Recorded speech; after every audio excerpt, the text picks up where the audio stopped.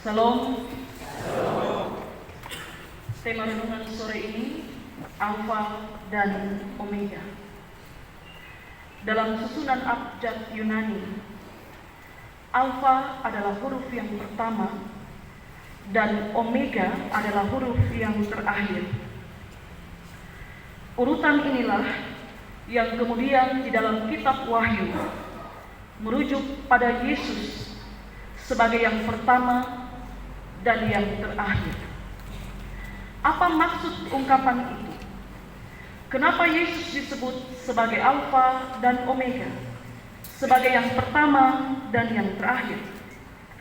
Injil Yohanes pasal 1 ayat 1 menulis, pada mulanya adalah firman, firman itu bersama-sama dengan Allah, dan firman itu adalah Allah.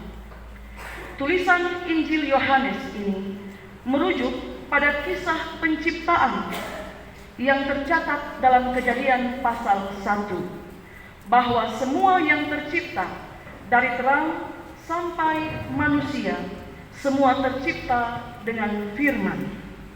Lalu setelah penciptaan itu selesai, Kejadian pasal 2 ayat 1 menulis, demikianlah diselesaikan langit dan bumi dan segala isinya.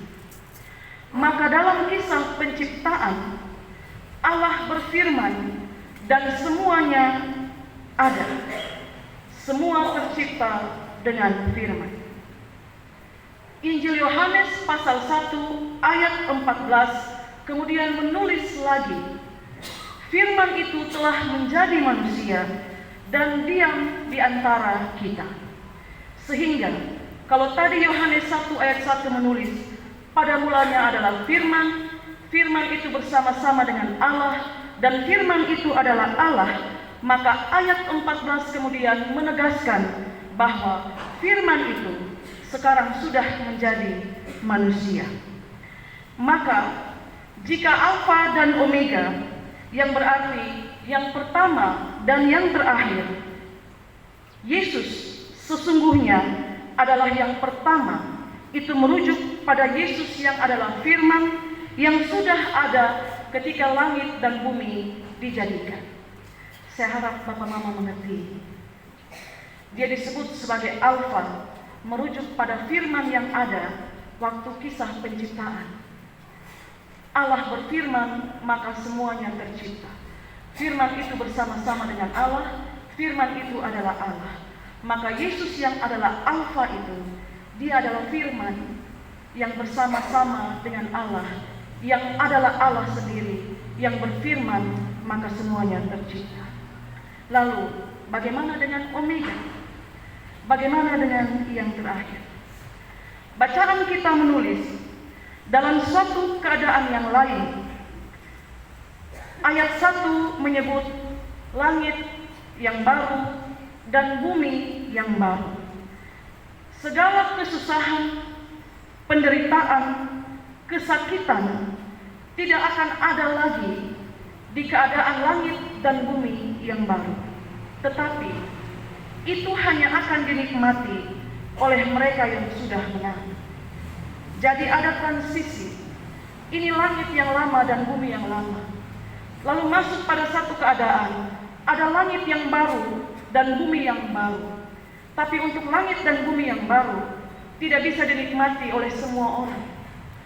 Langit dan bumi yang baru hanya bisa dialami oleh mereka yang sudah menang. Menang atas apa? Mereka yang menang atas cobaan di hidup. Ketika ada di langit dan bumi yang baru, ketika ada di langit dan bumi yang lama, orang-orang itu disebut sebagai orang-orang yang menang karena sewaktu mereka menangis sebagai orang-orang yang berpengharapan kepada Allah, bahwa benar ada penderitaan, ada kesakitan, ada kesusahan selama hidup di dunia. Lalu mereka menangis, tapi mereka menangis sebagai orang yang berpengharapan. Mereka disebut sebagai orang yang menang ketika mereka berduka cita, tetapi dalam duka itu mereka tetap bersandar kepada Yesus. Di langit dan bumi yang lama, segala kepedihan, kepahitan, kesakitan, bahkan kesengsaraan menjadi bagian hidup kita semua. Siapa yang tidak sakit, yang tidak menderita, yang tidak mengalami kepedihan ataupun kepahitan hidup? Tetapi hanya mereka yang bertahan di dalamnya, yang mengandalkan Yesus, merekalah yang akan menang. Dan mereka nanti menikmati langit yang baru dan bumi yang baru, di mana di sana pun Allah tetap ada bersama-sama dengan mereka. Maka ketika Yesus disebut sebagai Alfa dan Omega, sebagai yang pertama dan terakhir, itu sama dengan Yesus sudah ada sejak langit dan bumi itu diciptakan, terus menyertai perjalanan kehidupan, dan nanti di hari kesudahan atau hari penghakiman Dia memerintah di sana. Allah sebagai Alfa dan Omega, Yesus sebagai Alfa dan Omega. Dia ada sejak dunia dijadikan, Dia ada ketika dunia jatuh ke dalam dosa, lalu menjadi manusia. Yohanes bilang firman itu sudah menjadi manusia. Lalu kemudian di penghakiman Dia ada sebagai hakim yang akan datang untuk menghakimi. Karena itu Bapak Ibu saudara-saudari sekalian yang diberkati Tuhan, kalau saudara punya teman, tetapi dia hanya ada saat engkau senang, lalu dia menghilang saat engkau sedang mengalami kepahitan hidup, maka Yesus tidak demikian. Yesus ada di setiap musim, di sepanjang perjalanan hidup, sejak awal sampai nanti tiba kesudahan hidup.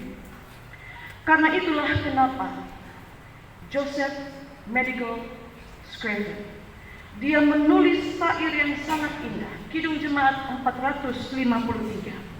Dia memanggil Yesus sebagai kawan yang sejati. Dia bilang di situ, biar kawan lain menghilang, Yesus kawan yang baka. Baka itu kekal, abadi. Sekalipun hidupmu menjadi kacau balau karena pencobaan, dia menulis, Yesus tetap kawan yang setia. Kenapa? Karena dia Alfa dan Omega. Dia ada di awal, dia menyertai, dan dia ada di akhir. Dia tidak berhenti di tengah perjalanan, atau dia berhenti saat perjalanan hampir selesai. Tidak. Dia ada dari awal sampai perjalanan itu benar-benar selesai, sampai akhir. Masihkah dalam segala kepahitan kita memanggil dia tetap sebagai kawan yang sejati? Bapak Ibu, saudara-saudari, anggota SIDI Jemaat Getsemani Tarustin, hari Minggu kita akan merayakan sakramen perjamuan kudus akhir tahun. Dalam perayaan mengenang kesengsaraan Kristus itu, baiklah kita tetap mengingat kematian bagi penebusan dosa adalah kematian yang dilakukan karena kasih yang agung. Dan itu hanya bisa dilakukan oleh orang yang punya kasih yang besar. Sebab Yesus pernah berkata kepada murid-muridnya, Injil Yohanes 15 ayat 13 menulis, tidak ada kasih yang lebih besar daripada kasih seseorang yang memberikan nyawa untuk sahabatnya. Dan Yesus melakukan itu. Bukankah dia kawan yang sejati, menyertai perjalanan dari awal sampai akhir? Ketika manusia jatuh ke dalam dosa, firman itu kemudian menjadi manusia, dan manusia itulah yang menebus dosa dan kesalahan kita. Kalau nyawa diberikan untuk penebusan dosa, maka masihkah kita mengatakan bahwa Tuhan menghilang waktu kita susah? Seperti ilustrasi berjalan di tepi pantai. Di saat jejak kaki tinggal satu, dia bertanya, Tuhan, Engkau berjanji akan menyertai aku di sepanjang perjalanan. Tapi kenapa di saat-saat yang paling susah, yang aku lihat hanya sepasang jejak kaki? Dan Tuhan bilang, pada waktu itu kau lihat cuma satu pasang, itu jejak kakiku, karena aku sedang menggendong engkau. Dia ada di sepanjang perjalanan hidup kita, di langit dan bumi yang lama, sampai nanti di langit dan bumi yang baru. Di langit dan bumi yang lama, kepahitan, pergumulan, perjuangan, penderitaan sangat mungkin untuk kita alami. Tetapi nanti di langit dan bumi yang baru, firman Tuhan bilang, di sana Ia akan menghapus segala air mata mereka, dan maut tidak akan ada lagi. Tidak akan ada lagi perkabungan atau ratap tangis atau duka cita, sebab segala yang lama itu sudah berlalu. Selamat mempersiapkan diri untuk menerima tubuh dan darah Kristus pada hari Minggu yang akan datang. Tuhan berkati kita dengan firman-Nya. Amin.